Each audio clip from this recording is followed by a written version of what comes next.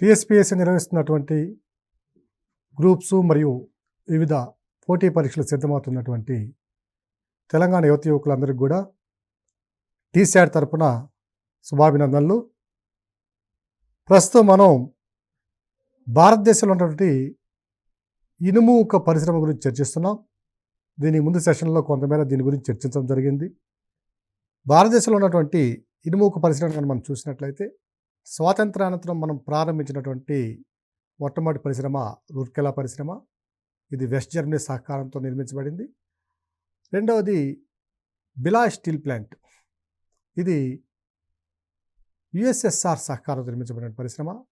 మూడవది Durgapur steel plant, ఇది UK సహాయంతో నిర్మించబడితే నాలుగవది బొకారో స్టీల్ ప్లాంట్, ఇది కూడా మరలా యుఎస్ఎస్ఆర్ సహకారంతో నిర్మించబడిన పరిశ్రమ.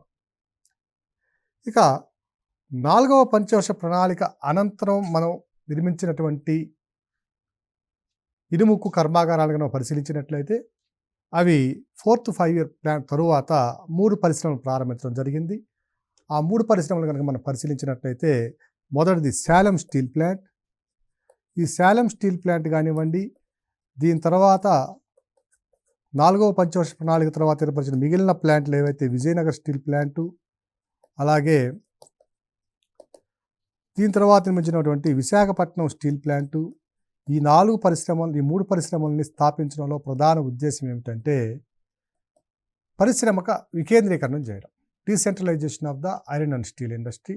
ఇంతకుముందు చూసినట్లయితే మనం ముందు చెప్పుకున్నటువంటి రూర్కెలా స్టీల్ ప్లాంటు, అలాగే Bhilai steel plant, Durgapur steel plant, Bokaro steel plant, ఇవన్నీ కూడా తూర్పు భారతదేశంలో మన వెస్ట్ బెంగాల్, ఛత్తీస్గఢ్, జార్ఖండ్ ఈ రాష్ట్రాల్లో నిర్మించినటువంటి పరిశ్రమలు. ఇక అక్కడి నుంచి ప్లాంట్ని పరిశ్రమని వికేంద్రీకరణ చేసే దిశగా ఆలోచించడం జరిగింది. అందువల్లనే శాలం స్టీల్ ప్లాంట్ కనుక చూసినట్లయితే ఇది తమిళనాడులోని శాలం ప్రాంతంలో, శాలం జిల్లాలో నిర్మించినటువంటి ప్రాజెక్టు. విజయనగర్ స్టీల్ ప్లాంట్ చూసినట్లయితే ఇది కర్ణాటకలో నిర్మించినటువంటి ప్రాజెక్టు. ఇక విశాఖపట్నం చూసినట్లయితే తూర్పు తీరంలో ఆంధ్ర రాష్ట్రంలో, ఆంధ్రప్రదేశ్లో ఏర్పడినటువంటి ప్రాజెక్టు. సో శాలం స్టీల్ ప్లాంట్ కనుక మనం పరిశీలించినట్లయితే ఇది 1982లో నిర్మించబడినటువంటి ప్రాజెక్టు.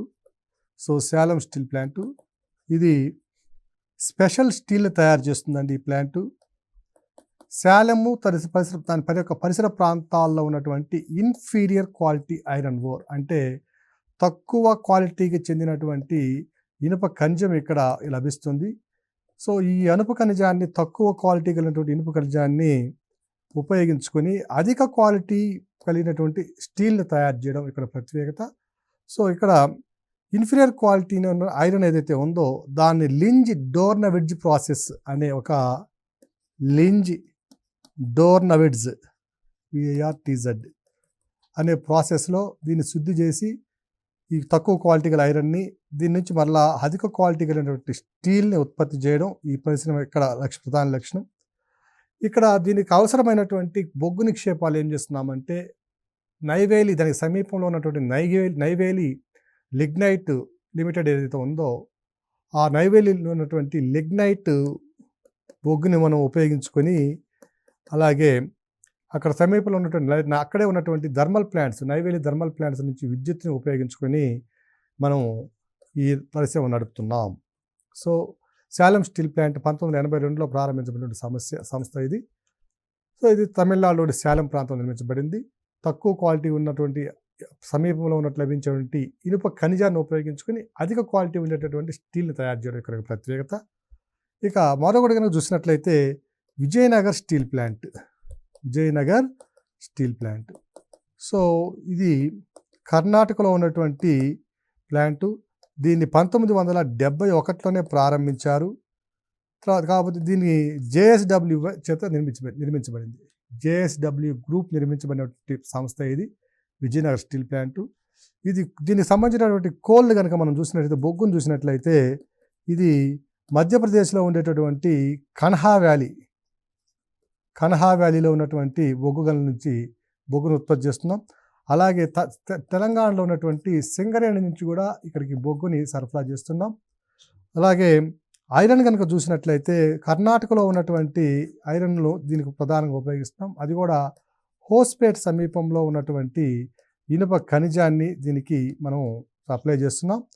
ఇక దీని గురించి చూసినట్లయితే మొట్టమొదటి పాయింట్ ఏంటంటే భారతదేశంలో ఉన్నటువంటి స్టీల్ ప్లాంట్స్లో మొట్టమొదటి గ్రీన్ స్టీల్ ప్లాంట్ ఇది. గ్రీన్ ప్లాంటు అంటే పర్యావరణ పరిరక్షణ కోసము అన్ని అనుమతులు చక్కగా పాటిస్తూ ఏర్పాటు చేయబడినటువంటి తక్కువ కాలుష్యాన్ని ఇచ్చేటటువంటి ప్లాంట్ ఇది గ్రీన్ ప్లాంటు. సో దీని నుంచి లభించే స్టీల్ని గ్రీన్ స్టీల్ అని వ్యవహరిస్తాం. JSW స్టీల్ని మనము గ్రీన్ స్టీల్ అని వ్యవహరిస్తాం. ఇది భారతదేశంలోనే కాకుండా ప్రపంచవ్యాప్తంగా కూడా మొట్టమొదటి గ్రీన్ స్టీల్ ప్లాంట్ ఇది. అభ్యర్థులందరూ కూడా గమనించాలి.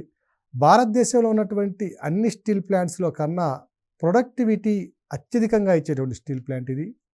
సో ప్రొడక్టివిటీ మీన్స్ ఉత్పాదకత. సంవత్సరానికి ఒక వ్యక్తి ఎంత తయారు చేస్తున్నారంటే అక్కడ దాదాపుగా 800 టన్నుల స్టీల్ని తయారు చేస్తారు అక్కడ.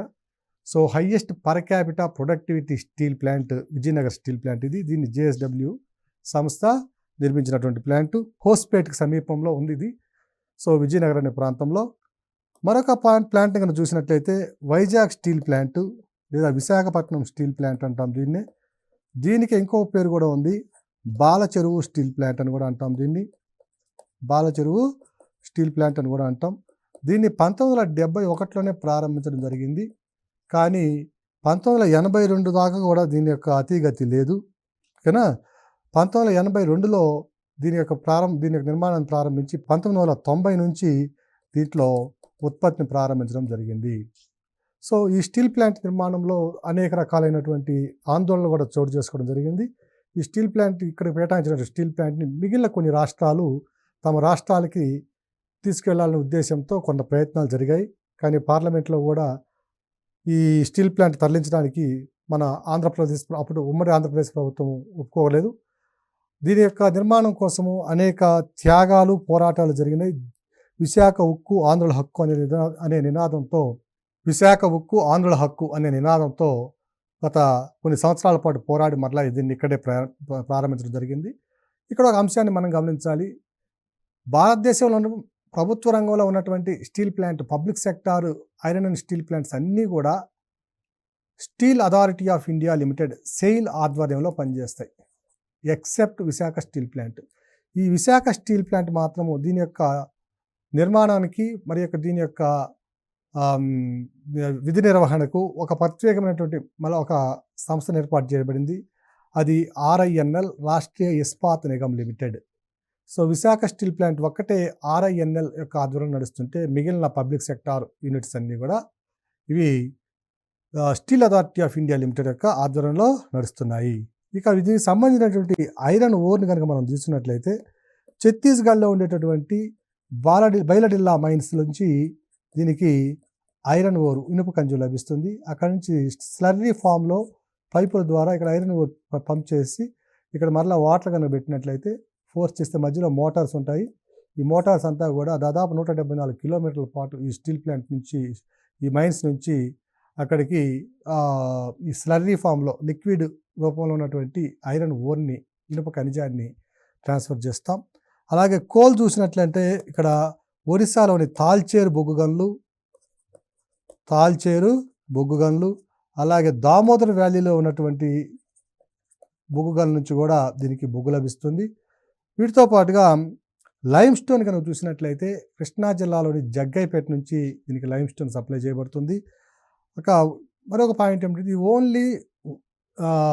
Only steel plant placed on the ports facilities.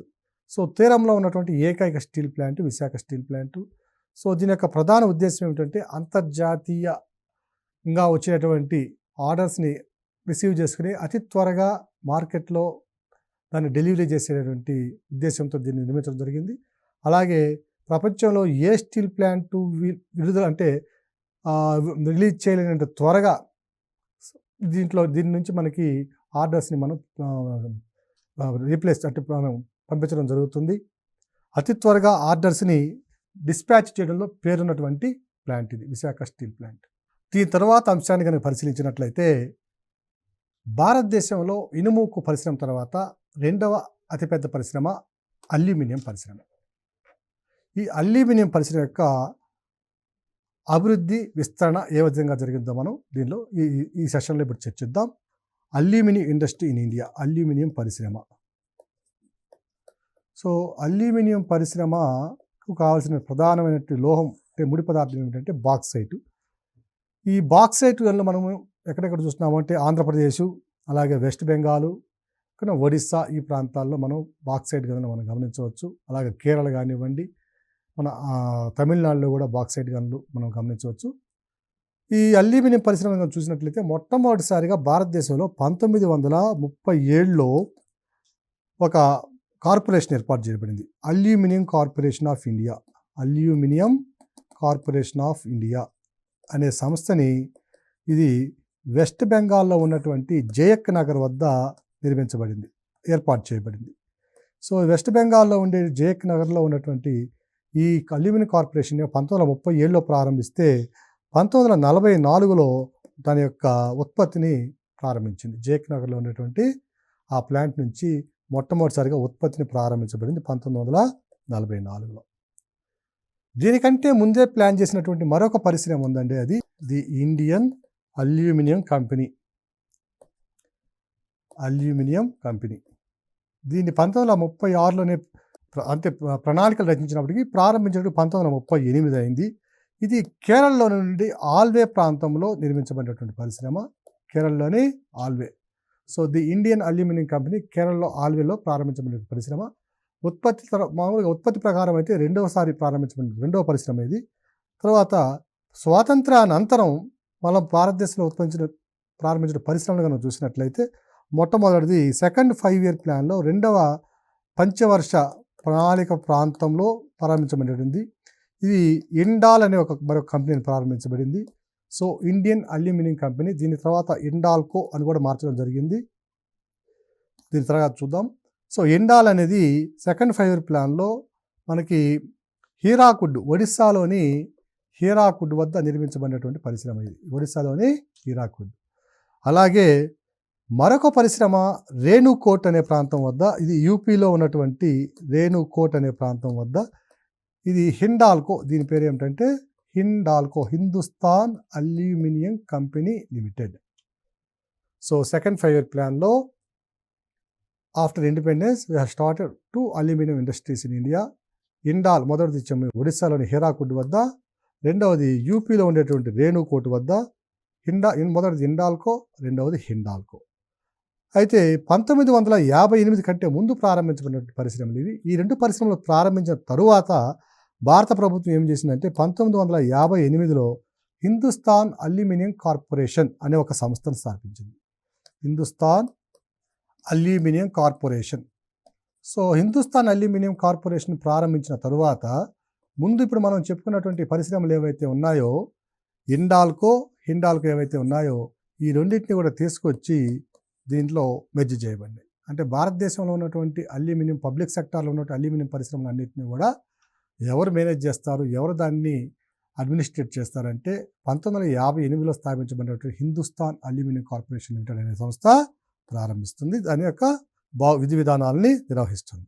1962లో Renukota వద్ద మనం ప్రారంభించినటువంటి ఏదైతే ఉందో ఆ పరిశ్రమ తన ఉత్పత్తిని కూడా ప్రారంభించడం జరిగింది. దీని ముందు చెప్పుకున్నటువంటి ప్రారంభించిన పరిశ్రమ రేణుకోట్లో 1962 నుంచి తన ఉత్పత్తిని ప్రారంభించడం జరిగింది. సో మద్రాసులో ఉండేటువంటి మెట్టూరు దగ్గర, సేలం డిస్టిక్లో ఉంటుంది మెట్టూరు. ఇది తమిళనాడు సేలం డిస్టిక్లో ఉన్నటువంటి మెట్టూరు వద్ద మరలా మాల్కో అనే ఒక పరిశ్రమ ప్రారంభించారు. Madras aluminium company limited. ఈ మాల్కో పరిశ్రమకు అవసరమైనటువంటి అల్యూమినియం అంటే బాక్సైట్ రిజర్వ్స్ ఏర్కాడ్ మైన్ సెంటర్, ఇది తూర్పు కనుమల్లో ఉన్న ప్రాంతము. ఏర్కాడ్ కొండలు అనేవి తూర్పు కనుమల్లో ఉన్న ప్రాంతము. అక్కడే దాని పక్కన ఉన్నటువంటి కొల్లి కొండలు, తూర్పు కనుమల్లో ఉన్నట్టు వివిధ రకాల డివిజన్స్ ఇవన్నీ కూడా. ఏర్కాడ్ అనేది ఒక హిల్ స్టేషన్ ప్రాంతము. ఈ నీలగిరి కొండలకి ప్రాంతంలో ఉన్న ప్రాంతం ఇది ఏర్కాడ్ కొండలు. ఈ ఏర్కాడ్ కొండల నుంచి మనకి బాక్సైట్ని మనకి ఇక్కడికి సప్లై చేస్తారు. ఏర్కాడు మరియు కొల్లి ఈ రెండు కూడా ఈస్టర్న్ ఘాట్స్లో ఉన్నటువంటి ప్రాంతాలు. అభ్యర్థులు మరొక ముఖ్యమైన అంశాన్ని గమనించాలి. అల్యూమినియం భారతదేశంలో ఏ విభాగంలో అధికంగా లభిస్తుంది అని ఇచ్చి హిమాలయాలు, వింధ్య సాత్పురా పర్వతాలు, పశ్చిమ కనుమలు, తూర్పు కనుమలు ఇచ్చినట్లయితే ఆన్సర్ తూర్పు కనుమలు గుర్తుపెట్టుకోండి. ఒడిస్సా కానివ్వండి, అలాగే ఛత్తీస్గఢ్, ఆంధ్రప్రదేశ్, తమిళనాడు ఈ రాష్ట్రాల్లో లభించేటువంటి అల్యూమినియం నిక్షేపాలన్నీ కూడా తూర్పు కనుమల్లో విభాగాలు. మరొక అంశాన్ని కనుక పరిశీలించితే దాని తరువాత ఏర్పాటు చేయబడినటువంటి అల్యూమినియం కంపెనీ బాల్కో BALCO. ఇది Bharat aluminium company limited BALCO. దీన్ని మధ్యప్రదేశంలోని కోర్బా మరియు మహారాష్ట్రలోని కోయనా ఈ 2 ప్రాంతాలలోనూ దీనికి మ్యానుఫ్యాక్చరింగ్ యూనిట్స్ ఉన్నాయి. బాల్కో అనే పరిశ్రమకి మధ్యప్రదేశ్లోను మహారాష్ట్రలోను తయారీ కేంద్రాలు ఉన్నాయి. మధ్యప్రదేశ్లో ఉండే కోర్బా దగ్గర, మహారాష్ట్రలో ఉండే కోయనా దగ్గర దీనికి తయారీ కేంద్రాలు ఉన్నాయి. ఇక దీన్ని 1965లో ఏం చేశారంటే ఒక పబ్లిక్ సెక్టర్ ఎంటర్ప్రైజ్గా ప్రారంభించడం జరిగింది. 1965లో ప్రారంభించారు దీన్ని. దీనికి బాక్సైట్ కనుక చూసినట్లయితే దీనికి సంబంధించిన బాక్సైట్ కనుక చూసినట్లయితే ఒడిస్సాలోని దమన్ జోడి మైన్ నుంచి దమన్ జోడి గని, అలాగే పంచమటి గని. సో ఈ 2 ప్రాంతాల నుంచి కూడా ఇంకొకటి కూడా ఉందండి, కోరాపుట్. సో ఈ కోరాపుట్ ప్రాంతం నుంచి కూడా ఈ బాల్కోకి అవసరమైనటువంటి బాక్సైట్ ఖనిజాన్ని, ముడి పదార్థాన్ని అందించడం జరుగుతుంది. ఇక దీని తర్వాత చూసినట్లయితే మరొక పరిశ్రమను కనుక చూసినట్లయితే ఇది NALCO, national aluminium company limited. ఇది కూడా చివరిది కంపెనీ ఇది. సో నాల్కో అనేది నేషనల్ అల్యూమినియం కంపెనీ లిమిటెడ్. దీన్ని 1981లో ప్రారంభించడం జరిగింది. సో దీనికి ఉన్నటువంటి మన ప్రత్యేకత ఏమిటంటే ఇది ఒడిస్సాలోని కోరాపుట్ జిల్లాలో గల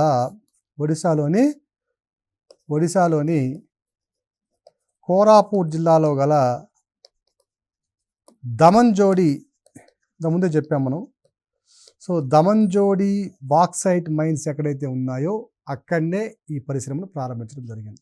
సో భారతదేశంలో ఏ కంపెనీకి, అల్యూమినియం కంపెనీకి అత్యధికంగా బాక్సైట్ రిజర్వ్ కలవు అంటేది NALCO company, national aluminium company limited NALCO వచ్చి ప్రపంచంలోనే 7వ అతిపెద్ద అల్యూమినియం ఉత్పత్తి కంపెనీ, తయారీ కంపెనీ. సో ఈ విధంగా మనం చూసినట్లయితే హిందుస్థాన్ అల్యూమినియం కార్పొరేషన్ లిమిటెడ్లో మనము మొట్టమొదటిగా చూసాం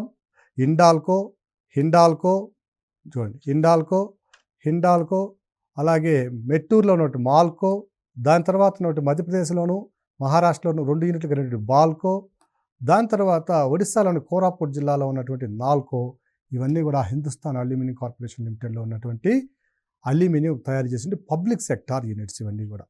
ఇక అల్యూమినియం పరిశ్రమ ఎదుర్కొన్న కొన్ని సమస్యలు కనుక మనం చూసినట్లయితే మనము మొదటిది ఏమిటంటే భారతదేశంలో ఉన్న కంపెనీల యొక్క ఉత్పత్తి అనేది తక్కువగా ఉంటుంది. ప్రొడక్టివిటీ అనేది, ఉత్పాదకత అనేది తక్కువగా ఉంది. అంతర్జాతీయ ఉత్పాదకత కంటే కూడా భారతదేశంలో ఉత్పాదకత తక్కువగా ఉంది. తర్వాత ఎనర్జీ కాస్ట్ అనేది చాలా ఎక్కువగా ఉన్నాయి. సో శక్తి విలువలు లేదా విద్యుత్ శక్తి రేట్లు ఇవనేవి ఇవన్నీ కూడా చాలా అధికంగా ఉన్నాయి. మరొక సమస్యను కనుక పరిశీలించినట్లయితే ల్యాక్ ఆఫ్ క్వాలిటీ మెటీరియల్.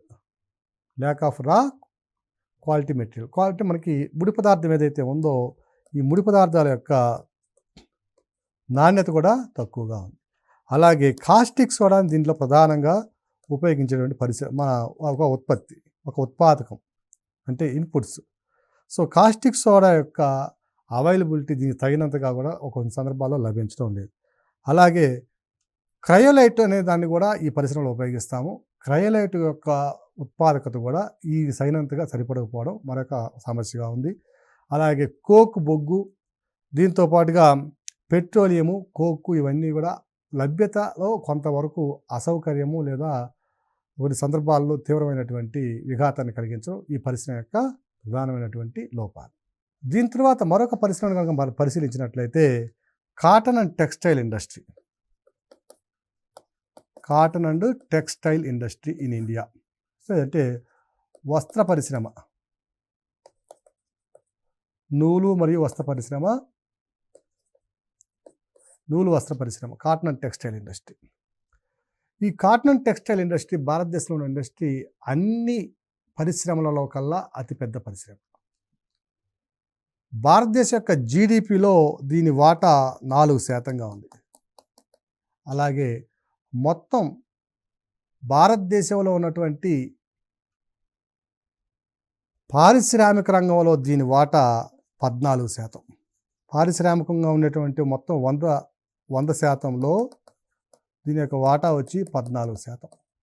అలాగే ఎంప్లాయ్మెంట్ కనుక చూసినట్లయితే దాదాపు ప్రత్యక్షంగాను పరోక్షంగాను 45 మిలియన్ల మందికి ఉపాధిని కల్పిస్తున్నటువంటి పరిశ్రమ. ఇంకా వీటితో పాటుగా మనం చేస్తున్నటువంటి ఎక్స్పోర్ట్స్ ఏవైతే ఉన్నాయో, పారిశ్రామిక రంగంలో చేస్తున్న ఎక్స్పోర్ట్స్ ఏవైతే ఉన్నాయో, ఆ ఎక్స్పోర్ట్స్ ద్వారా మనకు వచ్చే ఆదాయంలో 13% ఆదాయం కాటన్ అండ్ టెక్స్టైల్ ఇండస్ట్రీ నుంచే భారత ప్రభుత్వానికి అందుతుంది. సో ఎక్స్పోర్ట్స్ ఎర్నింగ్ అని చూసినట్లయితే దిగుమతుల ద్వారా వచ్చే ఆదాయంలో 13% ఆదాయం ఈ కాటన్ టెక్స్టైల్ ఇండస్ట్రీ కూడా భారత ప్రభుత్వం అందుకుంటుంది. దీని యొక్క ప్రారంభాన్ని కనుక మనం చూసినట్లయితే మొట్టమొదటిసారిగా 1818లో ఫోర్ట్ గ్లాస్టర్ అనే ప్రాంతం ఉంది కలకత్తా దగ్గర. సో ఈ ప్రాంతంలో నియర్ కలకత్తా ఇదండి. సో ఈ ప్రాంతంలో మొట్టమొదటిసారిగా ఒక పరిశ్రమను ప్రారంభించడం జరిగింది. ఆధునిక యాంత్రిక సౌకర్యాలను ఉపయోగించుకుని ఆధునిక యంత్రాలతో మొట్టమొదటిసారిగా ఫోర్ట్ గ్లాస్టర్ వద్ద ఈ పరిశ్రమని ఏర్పాటు చేయడం జరిగింది. కాకపోతే ఇది కూడా కొంతకాలం తర్వాత కొన్ని సమస్యల వల్ల, సాంకేతిక సమస్యల వల్ల, మిగిలిన సమస్యల వల్ల దీన్ని మూసివేయడం జరిగింది. అలాగే మొట్టమొదటిసారిగా విజయవంతమైనటువంటి పరిశ్రమ మనం చూసినట్లయితే భారతదేశంలో 1854లో ప్రారంభించబడినటువంటి Bombay spinning and weaving company limited. Bombay spinning and weaving company, spinning and weaving company 1854లో ప్రారంభించబడినటువంటి పరిశ్రమ. దీన్ని ప్రారంభించిన వారు కేజీఎన్ దబేర్ అనే ఆయన ఒక పార్సీ వ్యాపారవేత్త ప్రారంభించడం జరిగింది. So real beginning of the cotton and textile industry has been witnessed from the 1854 onwards in India. So దీని తర్వాత చూసినట్లయితే మనకి ముంబై ప్రాంతంలోను, అహ్మదాబాద్ ప్రాంతంలోను, సూరత్ ప్రాంతాల్లో ఈ వస్త్ర పరిశ్రమ, textile industry, cotton textile industry చాలా త్వరితగతిన విస్తరించుకుపోవడం చూడొచ్చు. సో దీనికి ముందు మనము విభజన సమయంలో కొంత నష్టపోవడం కూడా జరిగింది. During the partition of India, most of the fertile soils where we grow the cotton, long staple cotton, have been transferred to Pakistan, and most of the efficient workers who belongs to Muslim community are also migrated towards Pakistan. That's why the industry has been set back at the beginning of the 1950 onwards, from the beginning of 1950 onwards. So 1947 సంవత్సరాల విభజన అప్పుడు ఏం జరిగిందంటే అత్యధికంగా long staple cotton అంటే పొడవు పింఛ పత్తి ఏదైతే ఉందో అది పండించే ప్రాంతం అంతా కూడా సింధు మైదాన ప్రాంతం పాకిస్తాన్కి వెళ్ళడం జరిగింది. అలాగే మన అత్యధికంగా ఈ పరిశ్రమలో పనిచేసే ముస్లిమ్స్ అంతా కూడా అధిక భాగం మన పాకిస్తాన్కి వెళ్ళడం జరిగింది. దీంతో పాటుగా భారతదేశంలో ఉన్నటువంటి అప్పటికున్నటువంటి టెక్స్టైల్ మిల్స్లో 425 మిల్స్ ఉంటే కేవలం ఒక 10-15 మిల్స్ మాత్రమే పాకిస్తాన్కి వెళ్ళడం జరిగింది. 425లో 409 మిల్స్ భారత్లోనే ఉండిపోవడం జరిగింది. సో 409 మిల్స్, కేవలం 14 మిల్స్ మాత్రమే పాకిస్తాన్కి వెళ్ళడం జరిగింది. సో మనకున్నటువంటి 409 మిల్స్కు అవసరమైనటువంటి నైపుణ్యం కలిగినటువంటి కార్మికులు కానీ, శ్రామికులు కానీ మనకు లేకపోవడంతో కొంత పరిశ్రమ అనేది బాగా ఒక ఒడిదుడుకు లోనైంది. సో దాని తర్వాత ఏమైందంటే భారతదేశంలో వస్త్ర పరిశ్రమ అభివృద్ధి చెందడానికి మరొక కారణం ఏమిటంటే 1970లో యుఎస్ఏకి తీవ్రమైనటువంటి ముడి ప్రత్తుకు లభ్యతలో క్షీణత చోటు చేసుకుంది.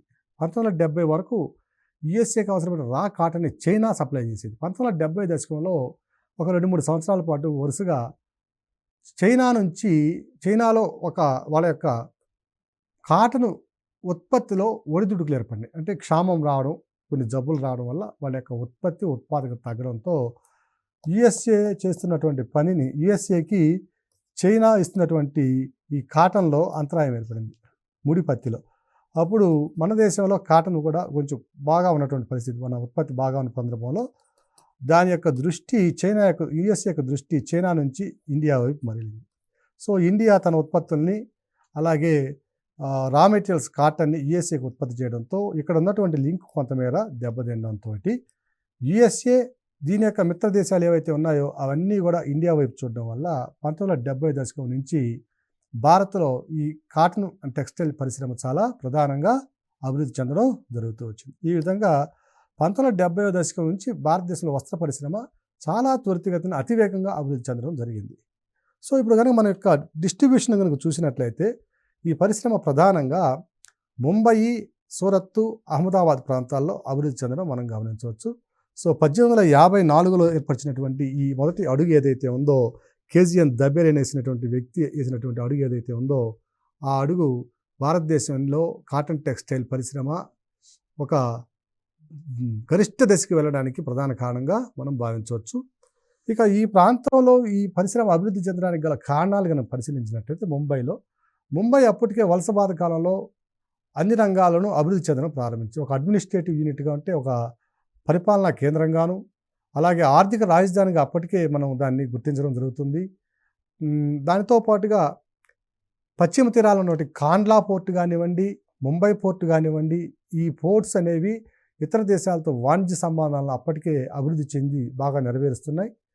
వీటితో పాటుగా ముంబైలో అప్పటికే రైల్వే నెట్వర్క్ కూడా అభివృద్ధి చెందడంతో మన ఇండిపెండెన్స్ వచ్చేటప్పటికి రైల్వేని బాగా అభివృద్ధి చెందడంతో ఈ ప్రాంతం ప్రధాన కేంద్రంగా అయింది. వీటితో పాటుగా అక్కడ అధిక సంఖ్యలో ఉన్నటువంటి ఈ ఎంటర్ప్రెన్యూర్సు, అలాగే పార్సీ చెందినటువంటి ధనిక వ్యాపారవేత్తలు, చుట్టుపక్కల ప్రాంతాల్లో ఉన్నటువంటి అవైలబిలిటీ ఆఫ్ చీప్ లేబరు, తక్కువగా ఖర్చుకే తక్కువ వేతనానికే అధిక మొత్తం లభించేటువంటి శ్రామిక శక్తి, పశ్చిమ కనుమలలో ఉన్నటువంటి ఈ జల విద్యుత్ కేంద్రాలు ఏవైతే ఉన్నాయో, మినీ హైడల్ పవర్ స్టేషన్స్ కానీ ఇవన్నీ కూడా అప్పటికే అభివృద్ధి చెంది ఉండడం, కొంత విద్యుత్ శక్తి కూడా లోటు లేకుండా ఉండడం ఓకేనా.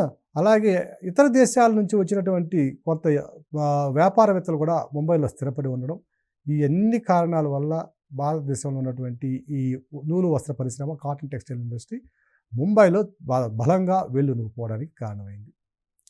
ఇక వీటితో పాటుగా టెక్స్టైల్ ఇండస్ట్రీకి అవసరమైనటువంటి మరొక ప్రధాన కారణం ఏంటంటే, సీ కోస్ట్లో ఉన్నట్లయితే ఈ ప్రాంతంలో మనకి ఆ ప్రాంతము స్పిన్నింగ్, జిన్నింగ్ కూడా అనుకూలంగా ఉంటుంది. మన తెలంగాణ చూసుకున్నట్లయితే తెలంగాణలో కూడా ఆదిలాబాదు, మహబూబ్ నగరు, మన వరంగల్లు ఈ జిల్లాలన్నింటిలో కూడా ఖమ్మము పత్తిని ఎక్కువగా పండిస్తున్నాం. కానీ పత్తి పండించినప్పటికీ కూడా కాటన్ని మనము అధిక మొత్తంలో పండించినప్పటికీ కూడా మన తెలంగాణలో పండిన కాటన్ అంతా కూడా ఎవరు తీసుకెళ్తున్నారంటే మహారాష్ట్ర వ్యాపారులు వచ్చి ఇక్కడి నుంచి కొనుక్కొని వెళ్ళడం జరుగుతుంది. సో మహారాష్ట్ర వ్యాపారులు ఇక్కడ కాటన్ తీసుకెళ్ళి అక్కడ పెడుతున్నారు. కానీ అదే మహారాష్ట్ర వాళ్ళు కానీ తెలంగాణలో కానీ ఎంటర్ప్రెన్యూర్స్ ఎవరైనా ఉండి ఇక్కడ తెలంగాణలో ఆ పత్తి పండే ప్రాంతంలో ఒక కాటన్ ఇండస్ట్రీని ఏర్పాటు చేయడానికి అవకాశం ఉన్నప్పటికీ చేయలేకపోతున్నారు. దీనికి గల ప్రధాన కారణం ఏమిటంటే, కాటన్ నుంచి పత్తి నుంచి దూదిని వేరు చేసి దాని నుంచి దారాన్ని తీసే క్రమంలో గాలిలో నీటి ఆవిరి పరిమాణం అంటే ఆర్ద్రత ఎక్కువగా ఉండాలి. ఈ ఆర్ద్రత ఎక్కువగా ఉండడం అనే లక్షణం తూర్పు తీరం కావచ్చు, పశ్చిమ తీరం కావచ్చు, తీర ప్రాంతాల్లో అధికంగా ఉంటుంది కాబట్టి సులభంగా దారం తీయడానికి అవకాశం ఉంటుంది. లేని పక్షంలో దారం తీసే క్రమంలో దారం ఊరుకురికి తెగిపోతుండడం వల్ల మనకు వచ్చేటటువంటి కాటన్ టెక్స్టైల్ యొక్క క్వాలిటీ కూడా చాలా చీప్ క్వాలిటీగా ఉంటుంది, అంటే తక్కువ క్వాలిటీకి చెందుతుంది. అందువల్ల ఈ కాటన్ టెక్స్టైల్ ఇండస్ట్రీ అంతా కూడా ప్రధానంగా మనకి తీర ప్రాంతాల్లో అభివృద్ధి చెందడం మనం గమనించవచ్చు. సో ఇదొక ప్రధాన కారణం వల్ల కూడా ఈ టెక్స్టైల్ ఇండస్ట్రీ భారతదేశంలో మనకి పశ్చిమ తీరంలో బాగా అభివృద్ధి చెందడానికి కారణమైంది. పశ్చిమ తీరంలో అభివృద్ధి చెందడానికి కూడా కారణం ఏమిటంటే, ఇక్కడున్న ప్రాంతం అంతా కూడా దక్కన్ నాపల ప్రాంతం. సో ఇదంతా కూడా మనకి బసాల్ట్ శిలల సైద్యం ద్వారా ఏర్పడినటువంటి ప్రాంతము. ఇవి నల్లరేగడి నేలలు. నల్లరేగడి నేలల్లో మనకి కాటన్ పూర్తిగా అభివృద్ధి చెందడానికి క్వాలిటేటివ్ కాపర్ మనకి కాటన్ రావడానికి అవకాశం ఉంది. సో అధిక నాణ్యతతో కూడినటువంటి పొడుగు పింజ పత్తిని ఉత్పత్తి చేయడానికి కూడా ఇక్కడ అవకాశాలు ఉండడంతో ఈ ప్రాంతం ఇక్కడ పత్తిని ఉత్పత్తి చేసే ప్రాంతం కాబట్టి గుజరాత్ కానివ్వండి, మహారాష్ట్ర, అలాగే